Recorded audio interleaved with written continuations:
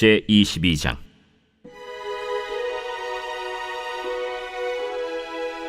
다윗이 이르되 이는 여호와 하나님의 성전이요 이는 이스라엘의 번제단이라 하였더라.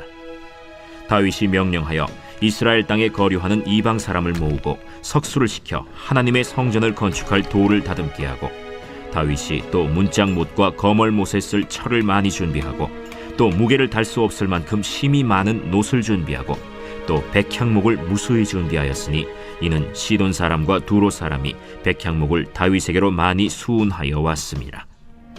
다윗이 이르되 내 아들 솔로몬은 어리고 미숙하고 여호와를 위하여 건축할 성전은 극히 웅장하여 만국의 명성과 영광이 있게 하여야 할지라. 그러므로 내가 이제 그것을 위하여 준비하리라 하고 다윗이 죽기 전에 많이 준비하였더라. 다윗이 그의 아들 솔로몬을 불러 이스라엘 하나님 여호와를 위하여 성전 건축하기를 부탁하여 다윗이 솔로몬에게 이르되 내 아들아, 나는 내 하나님 여호와의 이름을 위하여 성전을 건축할 마음이 있었으나 여호와의 말씀이 내게 임하여 이르시되 너는 피를 심히 많이 흘렸고 크게 전쟁하였느니라. 내가 내 앞에서 땅에 피를 많이 흘렸은즉 내 이름을 위하여 성전을 건축하지 못하리라. 보라, 한 아들이 내게서 나리니 그는 온순한 사람이다. 내가 그로 주변 모든 대적에게서 평온을 얻게 하리라. 그의 이름을 솔로몬이라 하리니 이는 내가 그의 생전에 평안과 안일함을 이스라엘에게 줄 것임이니라. 그가 내 이름을 위하여 성전을 건축할지라.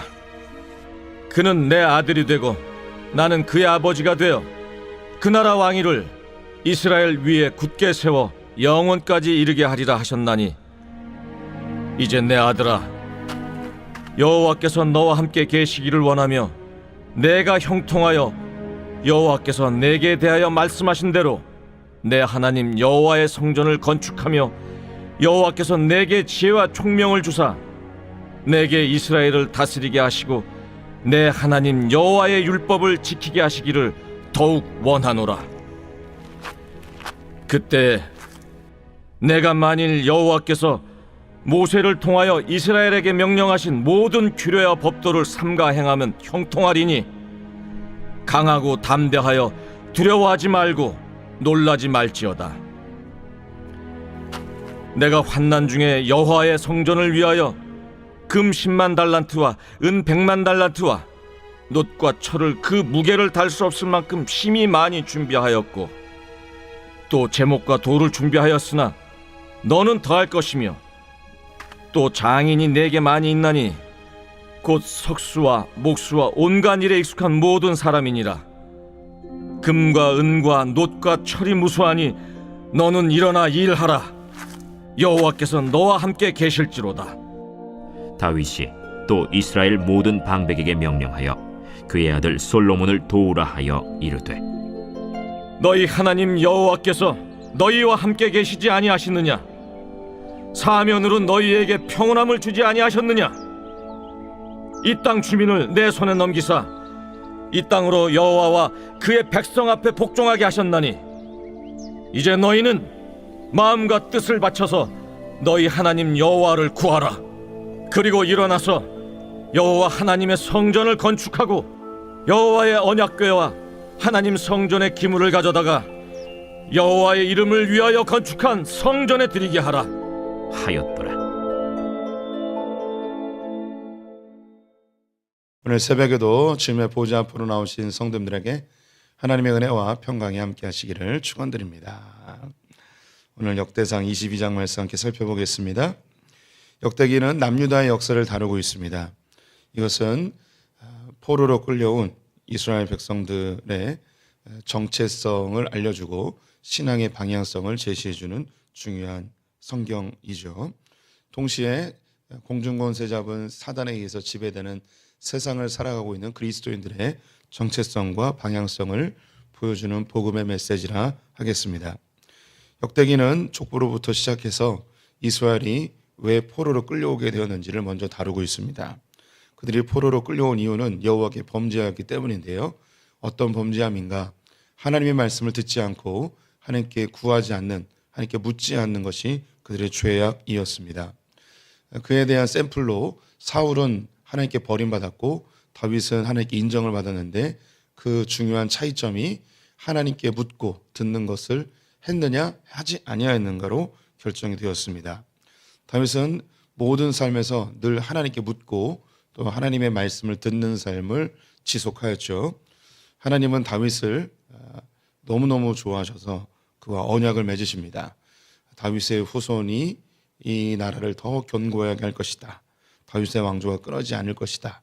라고 언약을 맺으시죠. 이 언약의 결정체는 예수 그리스도, 다윗의 후손으로 오시는 분이고 그 예수 그리스도에서 하나님 나라가 영원히 세워지게 됩니다. 이렇게 하나님께 인정을 받은 다윗은 어딜 가든지 형통하는 삶을 살게 됩니다. 다윗이 하나님께 늘 묻고 하나님의 말씀을 듣는 삶을 살면서 이제 하나님을 위한 성전을 짓고자 하는 마음이 들었습니다. 이제 이 성전에 대한 이야기가 본격적으로 시작이 되는데요. 어제 본 것이 이 성전터가 어떤 곳인가? 다윗이 속죄한 자리였고 이스라엘 백성들을 위해서 번제단을 드렸던 곳이 바로 성전의 부지가 됩니다. 어제 말씀드렸는데 세계에 있는 모든 종교들은 그 신들의 업적을 기리고 또 신들의 영광을 나타내고 또 그 신전을 짓는 당사자의 이름을 높이기 위해서 성전을 짓습니다. 신전을 짓죠. 그런데 우리 여호와의 종교 하나님을 믿는 이 성전은 속죄의 자리, 하나님이 죄를 용서해 주신 그 자리에서 성전이 시작됨이 아주 강력한 메시지를 담고 있습니다. 이것은 우리의 신앙의 시발점이 어디이고 또 우리가 어디에 자리하고 있는지를 보여주는 아주 중요한 메시지라고 하겠죠. 22장 1절을 보게 되면 다윗이 이르되 이는 여호와 하나님의 성전이요 이는 이스라엘 번제단이라 하였더라. 이 22장 1절은 어제 보았던 내용과 연결이 되는데요. 다윗이 기브온에 있었던 성막에 가서 예배하지 않고 오르난의 타작마당에서 예배를 드리게 됩니다. 하나님께 나아가 이 성막에서 예배드리는 것을 다윗이 두려워했다고 이야기합니다. 하나님의 큰 징계를 받아 전염병으로 7만 명이 죽은 사건 때문이었는데요. 그래서 오히려 이 오르난의 타작마당에서 예배를 드립니다. 근데 이 예배가 가능한 이유는 무엇이냐면 원래 하나님께 드리는 예배는 하나님께로부터 온 불이 있어야지 예배를 드릴 수가 있습니다. 모세가 성막을 지었을 때 최초의 이 예배를 드리다가 안타깝게도 아론의 두 아들 나답과 아비후가 죽게 되죠. 하나님이 허락하신 불이 아니라 자신들이 개인적으로 준비했던 불로 향단을 드리다가 하나님께 그 자리에서 죽임을 당하게 되었습니다. 하나님께 드리는 예배는 하나님께서 주신 불로만 예배를 드릴 수 있습니다. 그래서 성막을 세웠을 때에 하나님의 불이 임해서 이곳에 이 불로 예배를 드리게 됩니다. 그리고 명령하신 것이 하나님이 주신 이 불을 절대 꺼트리지 말라고 명령하시죠. 이 불로만 예배를 드려야 돼요. 그래서 이 불이 제사장들을 통해서 잘 보존이 되었습니다. 그래서 성막에서 이 불로만 예배를 드린 거죠. 그런데 다윗이 오르난의 타작마당에서 예배를 드려요. 이게 가능한 이유가 뭘까요? 하나님이 새로운 불을 주셨어요. 오르난의 타작마당에서 제단을 세우고 자신의 죄와 이스라엘 백성들의 구원을 위하여 이곳에서 예배하자 하나님께서 다윗이 세운 그 제단에 불을 내리셔서 거기서 번제단과 화목제를 드리게 되거든요. 그래서 이 새로운 불로 하나님께 예배를 드립니다. 이 예배를 하나님께서 받으실 수 있는 이유가 그 불을 사용했기 때문이죠. 그 이후에 솔로몬이 성전을 새롭게 짓죠. 이 새로운 성전에 하나님께서 불을 내려주십니다. 그래서 그 불로 성전에서 예배를 드립니다. 이 성전이 다 파괴되죠. 바벨론에 의해서. 그래서 바벨론에 의해서 성전이 파괴된 이후에는 이스라엘 백성들이 예배를 드리지 않습니다. 다시 말해서 제물을 죽여서 예배를 드리지 않습니다. 성전이 없어졌을 뿐만 아니라 하나님이 내리신 불이 없기 때문이죠. 이후에 예수님이 승천하시고 예수님의 제자들이 마가의 다락방에서 기도하죠. 한 가지를 기다립니다. 성령의 불을 기다리죠. 성령의 불이 임하여서 이제 새로운 예배, 교회 공동체의 예배가 시작됩니다. 그래서 우리는 영과 진리로 예수 그리스도와 성령의 불로 예배를 드려야 하는 거죠. 그래서 하나님께서 이 성령의 시대에 성령으로 인해서 예수를 주로 고백하는 사람들의 예배를 받으세요. 그래서 이 다윗이 이 오르난의 타작마당에 이 번제단을 보고서 고백한 것이 이것이 하나님의 성전이고 이스라엘의 번제단이다라고 고백할 수 있었던 이유가 주님이 새로 주신 이 불, 이것이 하나님의 성전이고 이것이 하나님이 기뻐하시는 예배의 자리다라고 합니다. 이것을 훗날에 다윗의 장막이라고 통칭하여 부르게 되죠. 우리 성도님들이 하나님께 예배드릴 수 있는 것 얼마나 놀라운 축복이고 우리를 주님이 인정해 주셔서 우리를 거룩하다 칭하시고 우리의 예배를 너무너무 받고 싶어 하시는 하나님 우리 성도님들을 향해서 선포하시는 거예요. 너희가 나의 성전이다. 너희의 예배를 내가 흠양하길 원한다. 이게 다윗이 깨달았던 장소도 건물도 중요한 것이 아니고 하나님이 임재하시는 하나님의 불이 임한 그 자리가 예배의 자리임을 이야기합니다. 우리 성도님들이 성령의 불을 받으면 이렇게 은사가 나타나고 대단한 체험을 하고 뭐 이런 것을 꿈꾸실 텐데 성령님이 우리 안에 오셔서 하시는 일, 하나님을 예배하게 하는 거예요. 하나님을 아버지라고 부를 수 있게 하는 이 일이 너무너무 소중하고 위대한 일입니다. 그래서 오늘 또 이 새벽에 하나님을 예배하기 위해 모이신 성도님들, 하나님 너무너무 우리의 예배를 기뻐하신다는 사실 꼭 기억해 주셨으면 좋겠습니다. 다윗은 이 하나님과의 친밀한 관계 속에서 하나님을 위한 성전을 짓고자 하였고 그 성전의 부지가 오르난의 타작마당으로 정하게 되죠. 그래서 이제 성전을 위한 준비를 시작하게 됩니다. 이 본문에 나오기도 하는데 다윗은 이미 하나님께 너의 손에 피가 많이 묻어 있기 때문에 성전을 지을 수 없다라고 이미 하나님의 지시를 받았고 너의 아들 솔로몬이 너의 뒤를 이어서 왕이 될 것인데 그 솔로몬이 이 성전을 지을 것이다라고 말씀해 주셨습니다. 그래서 다윗은 오늘 본문에도 언급되어 있지만 솔로몬 나이가 너무 어리고 거의 막내 아들이었습니다. 솔로몬이 왕위에 올랐을 때가 한 20살쯤 되었거든요. 다윗은 이제 70이 넘어서 거의 80에 이제 죽게 되는데 그래서 나이 차이가 많이 나는 그런 막내 아들이에요. 그래서 아직 어려요. 이제 나중에 또 보겠지만 다윗이 거의 죽기 바로 직전에 솔로몬을 왕위에 올리거든요. 그 이유가 뭐냐면 일찍 왕위에 올려도 되죠. 그런데 그렇게 하지 않았던 이유가 나이가 너무 어려서 계속 미룬 거예요. 조금만 더 성장하고 조금만 더 성장하길 바라면서 죽기 바로 직전에 왕위를 물려주는 일이 발생하게 되었습니다. 그래서 솔로몬을 위해서 그리고 성전 건축을 위한 재료들을 준비하는데요. 제일 먼저 2절에 보시면 다윗이 명령하여 이스라엘 땅에 거류하는 이방 사람을 모으고 먼저 이스라엘 땅 안에 있는 이방 사람들을 모았습니다. 이들은 외국인 노동자였습니다. 역대하 2장을 보면 솔로몬이 성전 건축할 때 함께 일했던 외국인 근로자들이 15만 3천 명 정도가 됩니다. 굉장히 많은 외국인 근로자들이 와서 살았던 거죠. 그들이 전쟁을 통해서 그들이 노예로 온 경우도 있고요. 그리고 당시 이스라엘은 주변 국가들 중에서 가장 잘 살고 가장 평화로운 나라였어요. 그래서 자발적으로 이스라엘에 들어와서 나그네의 삶, 이방 근로자의 삶을 사는 사람들도 있었습니다.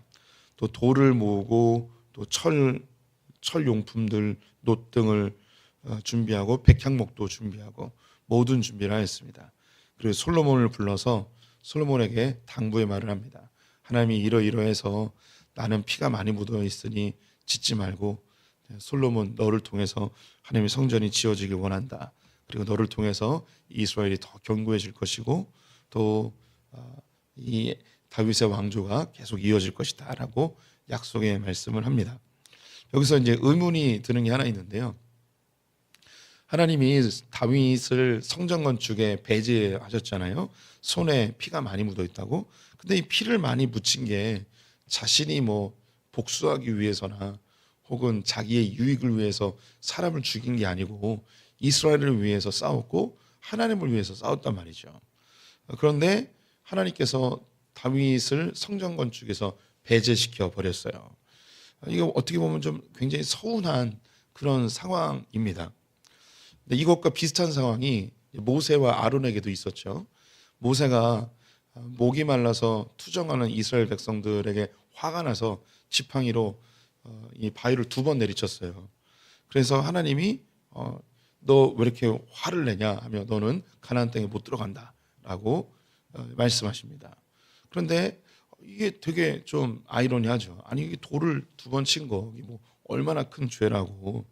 그리고 이스라엘 백성들을 40년 동안 광야에서 인도했던 그 공로가 있는데 가나안 땅에 들여보내지 않는 그 하나님의 처사가 조금은 부당해 보이고 혹은 모세의 입장에서는 억울하게 느껴질 수도 있습니다. 그런데 우리가 볼 땐 굉장히 억울한데요. 당사자들에게 나타나는 반응은 전혀 억울해하지 않아요. 모세가 하나님 앞에 가나안 땅에 들여보내달라고 간구하였다는 이야기가 신명기에 있긴 하는데 그 은혜가 족함을 알고 하나님이 가지 말라 했으니 가나안 땅에 들어가지 않고 그냥 광야에서 죽는 것을 받아들입니다. 하나님은 다윗에게 40년 동안 수고하였던 공로를 인정해서 느보산 꼭대기에서 가나안 땅을 바라보게 하시는 것으로만 만족하게 하고 그를 이제 죽게 하시죠. 그런데 그걸 다 받아들여요. 다윗 역시 화를 낼 수도 있죠. 하나님, 내가 하나님 위해서 얼마나 열심히 싸웠습니까? 내 손에 묻은 이 피가 나를 위해서 싸운 겁니까? 주님을 위해서, 이스라엘을 위해서 싸운 거 아닙니까? 그런데 왜 내가 성전을 짓는다는데 이걸 왜 거절하십니까? 억울해하거나 속상해하지 않고 주님 그렇습니까? 그러면 저는 여기까지군요. 이것을 위해서 열심히 준비하겠습니다. 이렇게 이제 용납하는 이 신앙 자체가 우리에게 일단 모범이 됩니다. 우리 성도님들도 뭔가 하고자 할 때 또 우리가 애쓰고 힘쓸 때 어딘가에서 멈춰야 될 때가 있고요. 또 하나님 이것을 가로막는 경우도 있고 내가 원하는 것이 아닌 다른 방향으로 나를 인도하실 때도 있습니다. 믿음의 선배들은 이런 하나님의 주권 앞에 순종하는 모습을 보여주죠. 하나님은 선하십니다.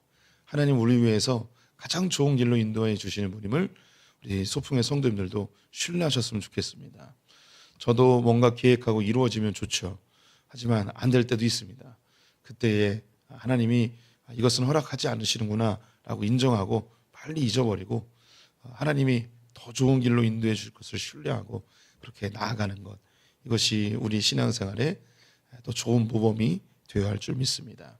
그러면 하나님이 왜 그랬는가? 이것은 아주 중요한 또 구속사적인 메시지가 있어요.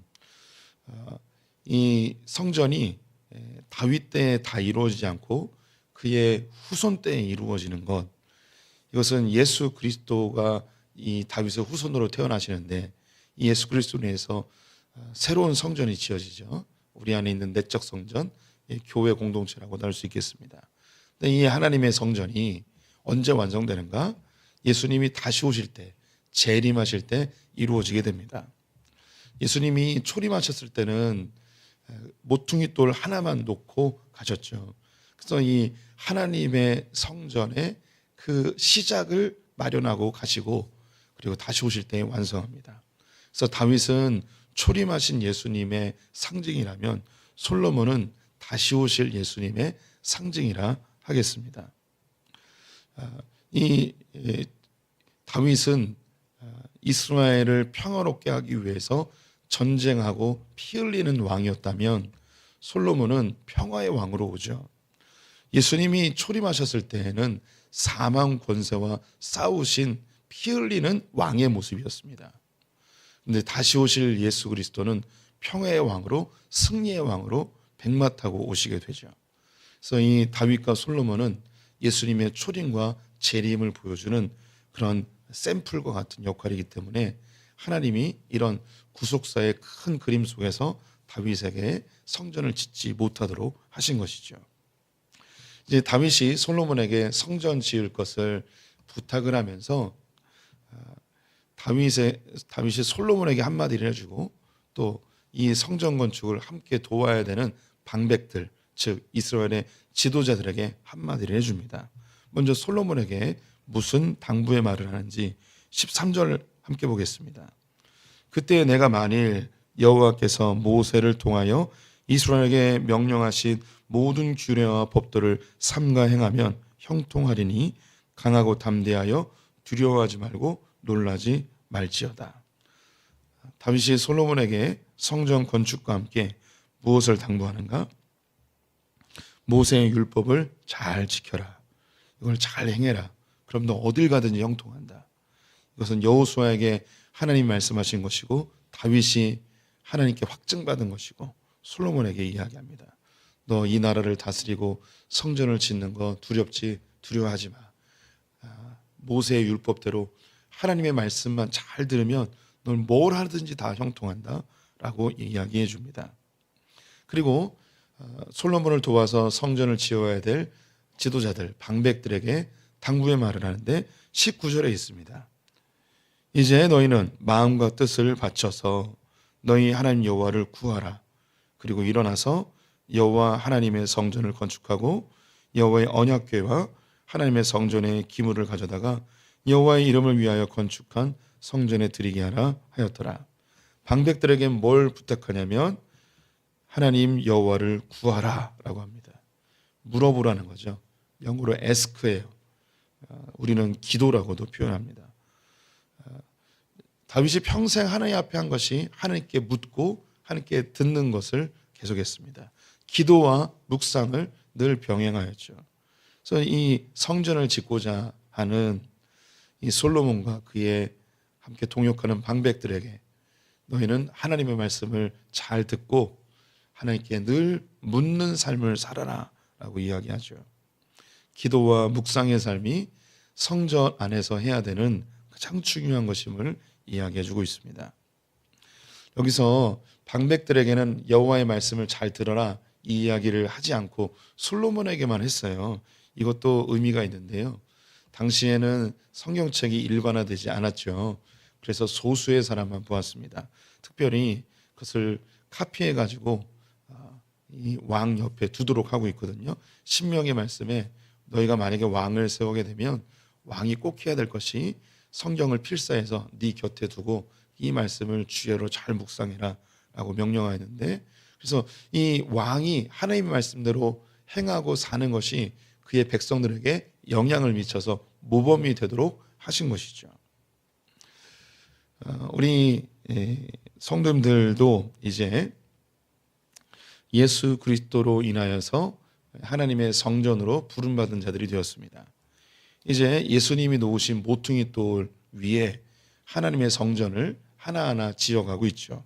이 일에 우리가 함께 부름받은 왕같은 제사장들입니다. 우리는 이 하나님의 성전을 지금 함께 지어가고 있는 자들인데, 예수님께서 우리에게 이 성전을 짓는 우리들에게 두 가지의 부탁을 하고 있는 거예요. 이 성전이 어떻게 지어지는가? 바로 하나님의 말씀을 잘 듣는 것과 그리고 주님께 구하는 것, 주님께 기도하는 것, 이 두 가지로 성전이 지어져 가고 있음을 이야기하고 있습니다. 우리 성도님들이 소풍교회를 잘 짓고 싶고 또 내 안에 내적인 성전을 잘 짓고 싶다면 우리 성도님들이 반드시 해야 될 것, 하나님의 말씀을 묵상하고 하나님께 기도하는 삶을 늘 하셔야 됩니다. 다시 한번 강조해드리면 하나님의 교회는, 우리의 성전은 기도와 말씀으로 지어져 갑니다. 이것이 없어지면 우리는 우리의 열심과 우리의 공로와 우리의 애씀으로 교회 생활이 너무너무 무거운 짐처럼 느껴지고 신앙생활이 오히려 우리의 짐이 되어버리는 경우가 생기게 되죠. 말씀과 기도로, 기쁨으로 하나님의 성전을, 교회를 잘 지어가는 소풍의 성도들 되시기를 주님의 이름으로 축원드립니다. 기도하겠습니다. 하나님, 우리가 모퉁이 돌 놓여진 이 교회를 함께 세워가는 일꾼들임을 고백합니다. 이 성전은 우리의 애씀과 노력이 아니라 말씀과 기도로 세워져감을 다윗을 통하여서 듣게 되었습니다. 하나님, 우리 소풍의 성도님들 주의 말씀을 늘 가까이 하게 하시고 또 모든 일에 기도보다 성령보다 앞서지 않게 하여 주시옵소서. 하나님, 우리에게 성령의 불을 내리셔서 주님을 예배하게 하시니 감사합니다. 우리 예배를 찾으시는 주님, 우리가 더 주님을 즐겨 예배하는 자들 되게 하여 주시옵소서. 소풍교회 예배가 영과 진리로 충만하여서 하나님 늘 만나고 주님이 기뻐하시는 교회 되길 간절히 원합니다. 오늘 하루를 주님께 의탁하며 예수님의 이름으로 기도드렸습니다. 아멘.